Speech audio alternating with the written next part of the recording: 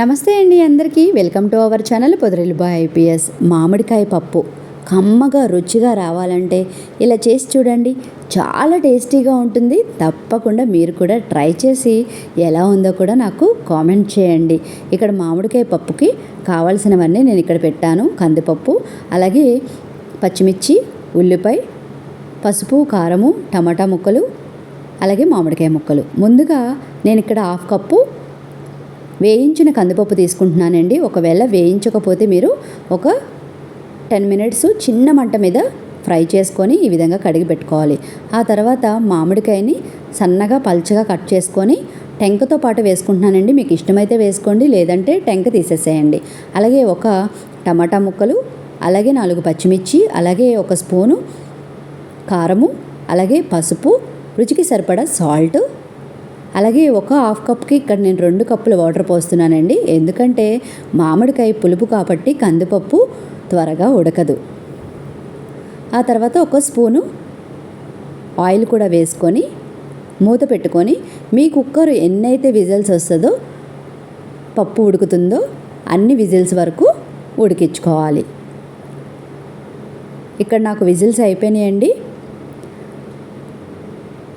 ఇదిగోండి, చాలా బాగా ఉడికింది కందిపప్పు, అలాగే మామిడికాయ కూడా చూస్తున్నారు కదా. ఇప్పుడు పప్పు గుత్తుతో మెదుపుకోవాలి. చాలా టేస్టీగా ఉంటుందండి, తప్పకుండా ట్రై చేయండి.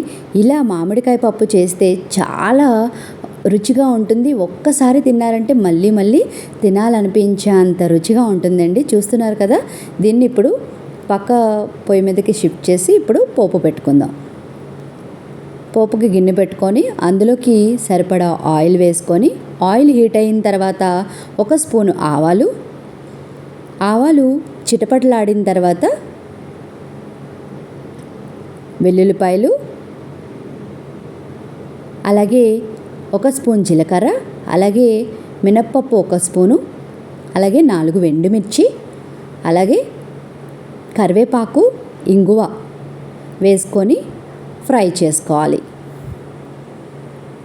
చూస్తున్నారు కదా. ఇలా ఫ్రై చేసుకున్న తర్వాత మనము మెదిపి పెట్టుకున్న కందిపప్పును కూడా ఇందులోకి వేసుకోవాలి. వేసుకొని చిన్న మంట మీద ఒక 5 నిమిషాల పాటు పప్పుని ఉడకనివ్వండి. సమ్మర్ కదండి, పాడవకుండా ఉంటుంది పప్పు. ఈ కందిపప్పుని ఇలా వేసేసుకుందాం. ఒక 5 నిమిషాల తర్వాత మీరు స్టవ్ ఆఫ్ చేసుకోవడమే. అంతే, ఎంతో టేస్టీగా ఉండే మామిడికాయ పప్పు రెడీ. మీకు కూడా నచ్చిందా? అయితే మీరు కూడా ట్రై చేయండి. Please like, share and subscribe. Thank you.